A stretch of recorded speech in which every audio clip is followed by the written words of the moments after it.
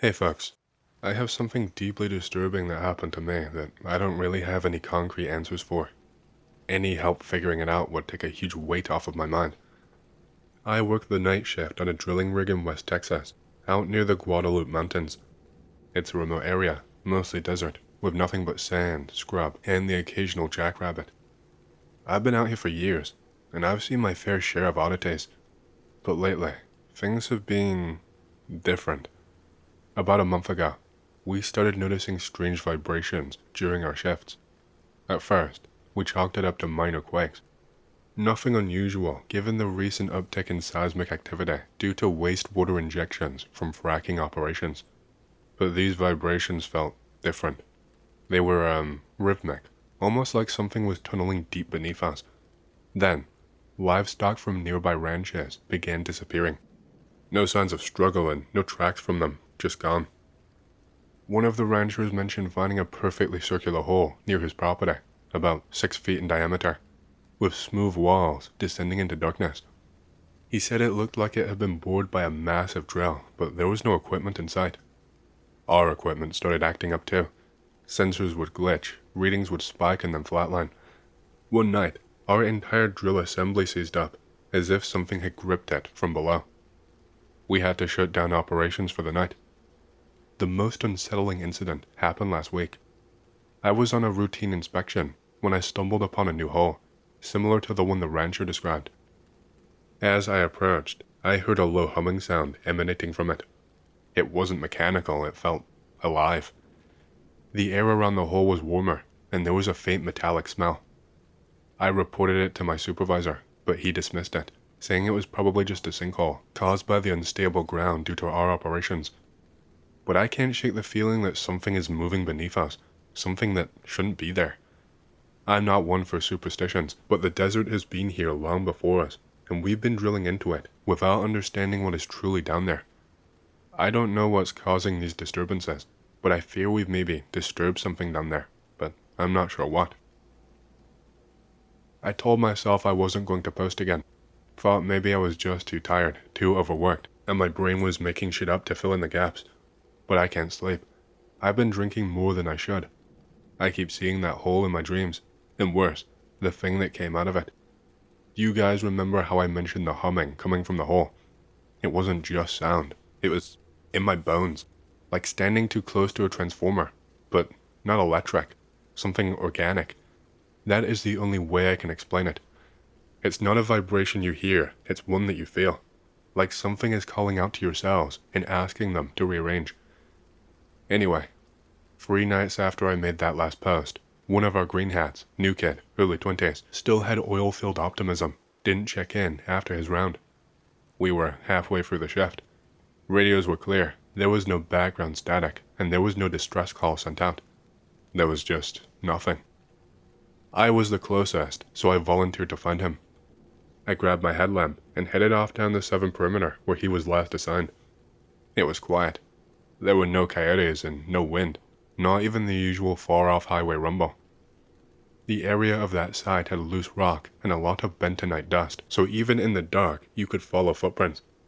I found his tracks. Normal at first and then erratic. Steps too wide, like he'd started running. Then the prints just stopped. No scuff marks, no drag or fall marks, no turnaround. Just a line of boots ending right in front of a fresh hole. It was another one of those perfect 6-foot wide tunnels, smooth like glass, disappearing into pitch black ground. My headlamp barely lit the inside. It didn't go straight down, more like a slide angled into the earth. I radioed it in. My supervisor barked back, told me to mark it and head back, but I didn't move. I couldn't. I was watching something. The edge of the hole was quivering. It was like it was breathing, like there was a diaphragm flexing beneath it. Then I heard it. Not the humming. Not that time. It was the kid. The green hat. His voice, but not right. Wrong rhythm, wrong pitch. Like someone had studied how humans sound and was trying to mimic it. He said, "It's not a bad creature. It just wanted to know what we were." Then silence. I didn't wait. I left the area and didn't tell anyone else what I heard. I said I'd found his gear abandoned, no sign of struggle, and maybe he wandered off. That was a lie. Over the next few nights, the ground around the site kept shifting. Shallow sinkholes would open and close like blisters. We'd wake up to find fresh ruts carved through the dirt. They were long, straight gouges, like something had dragged a freight container underground. Then came the smells. Sulfur, copper, rot. The mix hit you out of nowhere, like stepping into a butcher's freezer that's lost power for a week. We couldn't trace the source. It was like it floated just under the surface. One of the engineers from corporate flew in. He looked like he'd already heard the stories and didn't even bother inspecting equipment. He just asked where the holes had been and where the weird seismic readings were strongest. And then, after that, he locked himself inside a trailer with a laptop and some weird-looking sonar gear. He left the next morning before sunup. No report or handshake or any kind of official word. He was just fucking gone. What an asshole. 2 days later, we got the shutdown order. Official story. Mechanical faults. Safety concerns. Site is being evaluated for subsurface integrity. But I overheard a call when I was in the foreman's trailer. Someone from a private geotech firm was talking about living strata.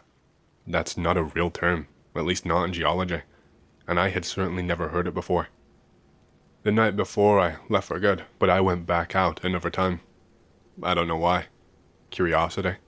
Guilt over lying and leaving the guy there? I mean, I don't even know what really happened to him. The biggest hole we'd seen so far had opened near the southern range of our worksite. I went there alone, with my flashlight and a bottle of whiskey. The ground around the opening was soft, like topsoil after rain, but there had not been any rain in over a month. And the hole, it was wide enough to swallow a truck. I shined the light in and saw something shift down there. Not run or dart, I mean it fucking shifted, like watching muscle flexing under skin. Then I saw the green hat. His face, anyway. It peeked out of the darkness slowly, like a puppet being raised behind a stage curtain. Same hat, same shirt, but the eyes were wrong. No whites, just smooth reflective black. His mouth moved, and my voice came out. Not a recording, it was my voice. It said, "We could trade. You go, I stay." I didn't answer. I couldn't. I took one step back, and the face slid back into the dark. I booked it, quit the next morning, told them my brother was sick, and I had to take care of family at home. They didn't ask questions. I think they were happy to let anyone go who wasn't going to raise a stink. That was 3 days ago. I'm back home now. But 2 nights ago, I heard a soft thump in my backyard. Went out the next morning after, and found a perfect circle, about a foot across, bored right through the grass and dirt. It's deeper than my shovel can measure, too smooth to be made by anything natural. There are no tracks around it. I don't know if it followed me, or if there are more of them, or if we just drilled into something old, and it woke up hungry. What the fuck is living down underneath the dirt? Alright, I wasn't gonna post anything here. I read your first message, and felt that itch behind my eyes that I get when I remember too much. Figured I'd ignore it. Figured maybe you were just tired like the rest of us. Thought, hell, that desert'll get into your head if you're not careful. But then I read the second part, the one about the green hat and the hole that breathed, and I swear, my hands started shaking, because I think I know what you're talking about, or something close enough to it. I used to work about 60 miles north of where you said you were. Another rig. Smaller operation, mostly test drills for a mid-tier outfit, trying to sell lease rights to a bigger fish. Not a lot of oversight and fewer rules. It was just you, the machines, and a whole lot of dirt that never sleeps. This was back in March, I think. I'd taken a solo shift covering graveyards after another guy got a hand mangled in the winch line. You know how it is. Somebody always ends up working doubles. That week it was me. Everything started out normally enough. Long hours, cheap coffee, coyote yips out in the scrub brush at night. But around day 4, I started noticing something strange on the walkouts. Our drill readings were clean, but the seismic sensors were catching weird spikes. Nothing major, just tremors too rhythmic to be natural. Not earthquake stuff, but not weather either, like something breathing slow and steady below the shale. I mentioned it to the site boss, and he just told me to file it under equipment drift and move on. And so I did, for a while. Then on my 6th night out there, I took the long route back to the trailer after checking the valves, walking the edge of the perimeter fence where it butts up against a dried wash. Never liked that stretch very much. Wind funnels through it weirdly and carries sound the wrong way. You will hear your own steps echo before you even take them. Anyway, about halfway along that wash, I saw something that made me stop cold. There was a hole, same as what you described. It was a near perfect circle, maybe 5 feet across, maybe a little bit more. It hadn't been there the night before, and the soil around it had not been disturbed. No drag marks or debris, it was just the hole, like it had been drawn with a goddamn compass and carved with a laser. I should have reported it immediately and backed the fuck off, but instead I got closer. Human nature, I guess. Curiosity, or stupidity, or maybe just both. The air around the opening was still, too still, the kind of still that presses in on your eardrums. My flashlight only reached about 20 feet in before the beam seemed to get swallowed up by the dark. It didn't fade, it just stopped entirely, like the light had hit something thick in the air and could not push past it, like it hit a brick wall. I leaned down and listened. There wasn't any wind or humming, but I did smell something. It was something much worse than any kind of rot or sulfur. It smelled like absence? I know that probably makes no sense. I mean, how the fuck do you smell the lack of something? But that is the best word that I can think of. Like someone had vacuumed up all of the life and warmth out of the air. Like walking into a freezer where time had stopped. I backed off and went back to the trailer. I didn't sleep. I couldn't. I kept picturing that smooth tunnel in the ground and wondering how deep it went, wondering what might be down there. The next day I went back with better gear. I took a rope, a flood lamp, and a small winch I rigged off the back of my truck. And yeah, I went down, but only about 30 feet. I told myself I was just checking for subsidence or karst pockets. Nothing serious, OSHA coverable. The slope angled enough that I could brace my boots against the wall and rappel, sort of, slow and careful like. That tunnel, it wasn't made by any machine I've ever seen. The walls weren't just smooth, they were sealed. It was like glass that had cooled from a melt. There were no grooves and no mineral variation, just blackness shot through with faint metallic veins that shimmered when my light hit them at the right angle. When I hit the bottom, I found something I still have not stopped dreaming about. And by dreaming, I mean nightmares. There was a fucking body down there, man. I am being deadly serious. It was propped against the far wall of the tunnel, like it had been placed there. The knees drawn up, with the arms wrapped around them. The head was just tilted to one side. It wasn't fresh. God, it wasn't fresh. The thing was shriveled, dried out like a raisin left in a furnace. The skin was tight over bone, but no signs of rot or scavenging. No insects, no fluids, just this hollow, mummified thing that looked more like a dried husk than a corpse. The clothes were intact, or what was left of them anyway. They were wearing a khaki shirt, denim jeans, and work boots. One of those orange reflective vests too, although by now it had faded to pink. The kind of thing you give to contractors. I checked the ID clipped to the vest. The name was something like Michael J. I remember it so vividly for a good reason. He was a surveyor who went missing last year from a site near Pecos. There was a whole search party. They managed to find his truck and his gear, but they never found him. Folks assumed he'd wandered off into the desert heat and got picked apart by wildlife. But here he was, or what was left of him anyway. The thing is, he didn't look panicked. Didn't look like he'd fought to escape. His fingers weren't curled or broken. No sign of struggle. He was just sitting there, like he'd sat down, curled up, and waited. And then had all the fucking moisture sucked out of his body. Seriously, he looked almost mummified. I have never seen anything like it before in my life. I stood down there with him for maybe 10 minutes, long enough to realize something was wrong with my skin. I was sweating, but the sweat was drying instantly. My mouth was dry, tongue like a brick. I looked at the flood lamp and realized it was flickering. The battery indicator was blinking red. I hadn't been down that long. It was like the atmosphere in the tunnel was doing something weird. I don't remember climbing out. Only remember stumbling to the truck and driving off with my shirt soaked and hands shaking so badly I couldn't grip the wheel right. I told no one what I saw. I mean, who the fuck would believe me?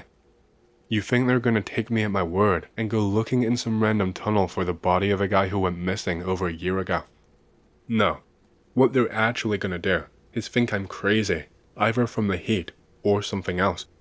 And then I'll probably lose my job, because they don't want crazies fucking things up, and then I'll probably be blackballed from the entire industry.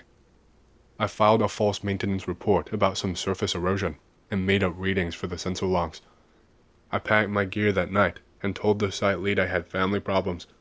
But I've been thinking about that tunnel ever since. And that body, and the way his face looked. It was seriously like something had pulled all of the water out of him, or maybe all of the will. After that, I had something similar happen to me that happened to you not long after. Maybe a few nights after.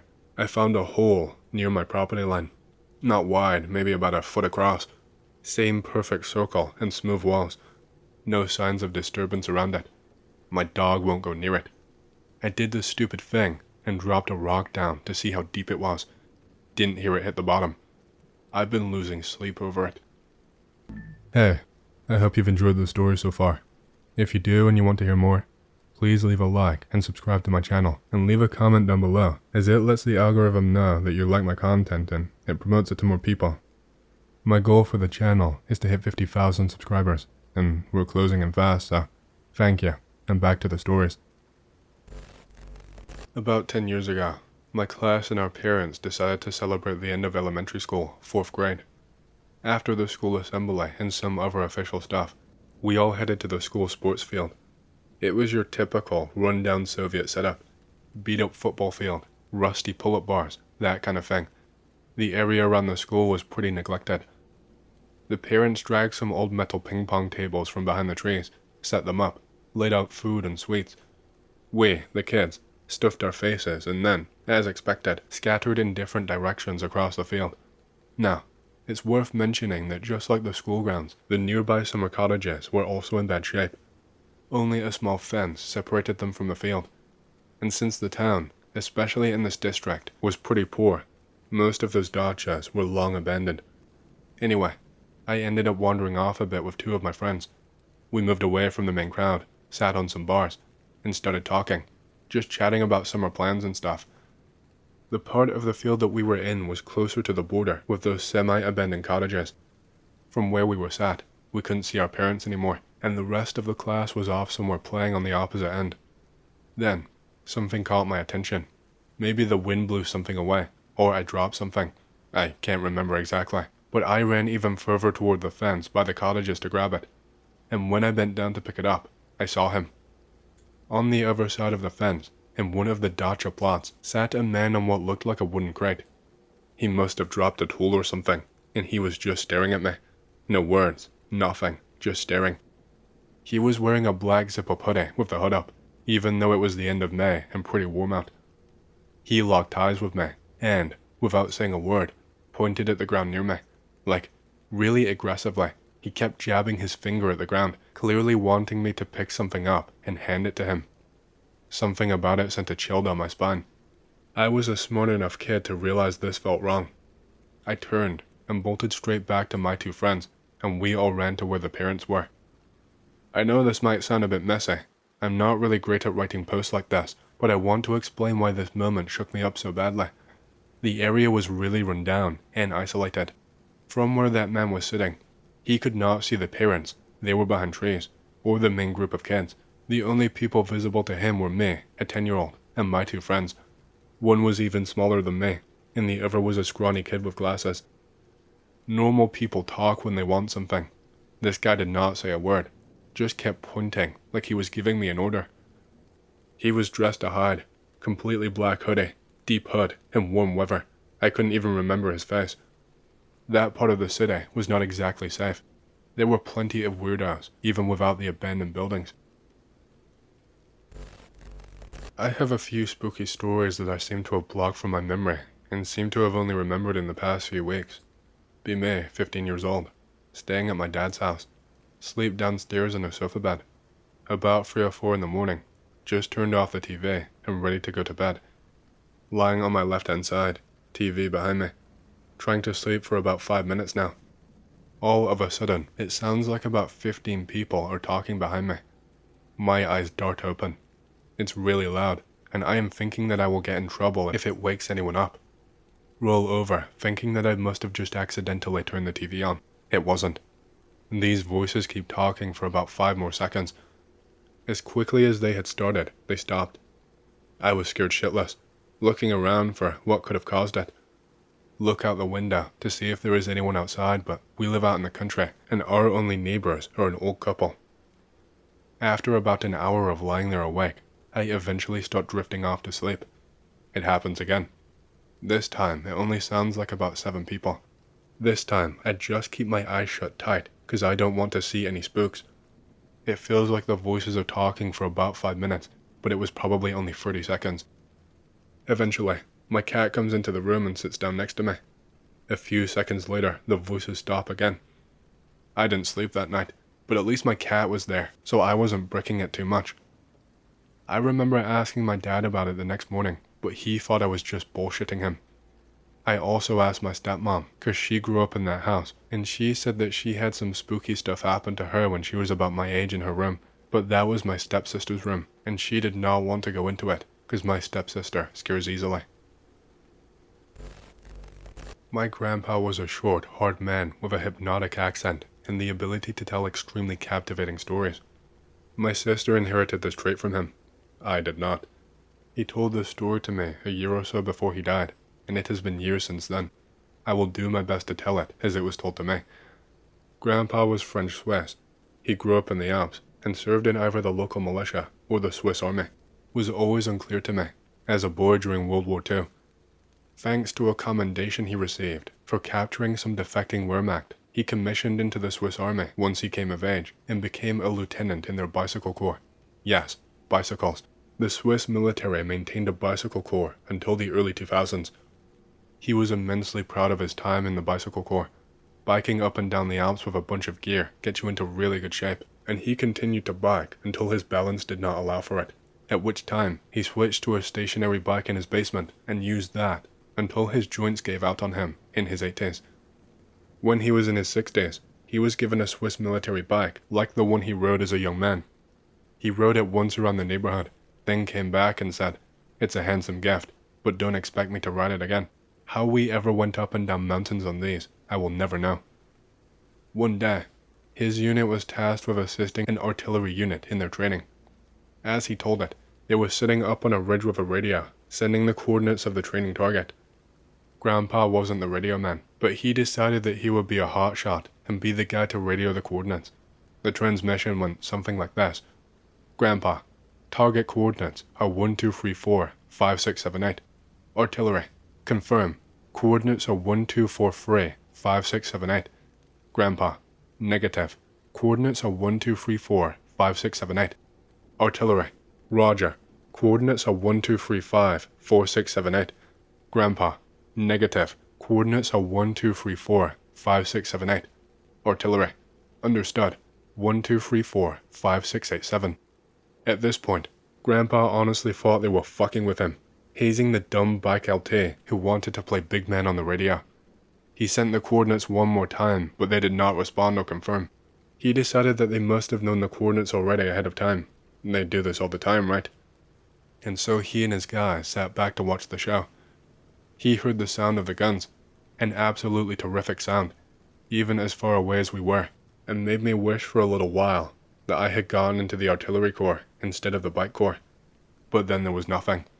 They heard a very far-off impact, but the training target remained standing. The impact site was not even in view. Artillery, how do we do? Grandpa, hey, could you repeat the coordinates you used? Artillery, 1432 5678. Grandpa to his men. Well, shit. A quick look at the map confirmed it. They had just shelled Liechtenstein. As it turned out, they had specifically shelled a barn owned directly by the reigning monarch, the Prince of Liechtenstein, and despite it being artillery's fuck-up, and despite the numerous witnesses on both ends of the radio who stepped up in the defense of the nice young lieutenant, it was clear it would be pinned on Grandpa. He thought his military career was over and that he would be in the brig before the week was out. Hat in hand, he and his CO went to their highest ranking officer. He said it was the equivalent of a colonel, so he could face the music and take his slaps. The officer berated him for a while, then said that he was to do 2 things. 1. Get his dress uniform into perfect order and report to so-and-so for etiquette lessons. Grandpa, a few other officers, and a general had an appointment with royalty. He said that his lessons were the strictest he'd ever had. It was an old lady who taught them, an officer's wife or something, and she gave him the nun treatment. If he did something wrong, she hit him with a yardstick, but only on places that would not show in his dress uniform. He recalled he had little welts and then bruises on his biceps for weeks, but he learned everything he needed. The thing that stuck with him most was eating on the square, as he called it. She made him lift the silverware in a straight line, directly up from the plate to mouth level, and then move it in a straight line to his mouth, horizontal with the floor, and then back in the same fashion to the plate. I have never felt so foolish as when I had to eat like that. Every time I have done it since, people look at me like I am a lunatic. It did help me to slow down, and to not spill my food on myself, so perhaps that was the point in the first place. The cadre and their retinue drove into Liechtenstein and to Vaduz Castle, the royal seat. There they were greeted by the royal family. They had an exquisite dinner, which he did not taste at all because he was scared shitless. They had an invigorating conversation over dinner, which he could not remember afterward for the same reason. Afterward, the prince invited them to have wine or whiskey or something. Grandpa could not remember which, but his stomach was turning from the stress, and he was afraid he would do something stupid if he drank, so he declined. I don't know if they decided to take pity on him, or if they wanted the LT out of the way while they talked business, but the princess offered to give him a personal tour around the castle, which he gladly accepted. They walked and chatted for a long while until he had relaxed, and then they rejoined the group. It was at this point that Grandpa's speaking ability came in, and he charmed them all with it. He spun yarn after yarn about being a young Alpine cowherd through the 30s and through World War II, about how he got into a verbal altercation with an SS officer over a stolen cow, about the captured Wehrmacht soldiers I mentioned earlier, and a litany of other stories besides. The prince and princess were kind people. His commanding officers were clearly pleased that their lieutenant had finally loosened up and shown some aptitude for entertaining polite society, and by the end of it, all had been forgiven concerning the barn. No one had been injured, not even an animal. Grandpa said it had been a feed store barn, and the Swiss government had paid for the cost of replacing it already. Hands were shaken all around, and the Swiss cadre left. Be me just 2 years ago. Live in city. Mountains surround us. It's Chihuahua, Mexico. Live near a park. Go take walks often to exercise and think about life.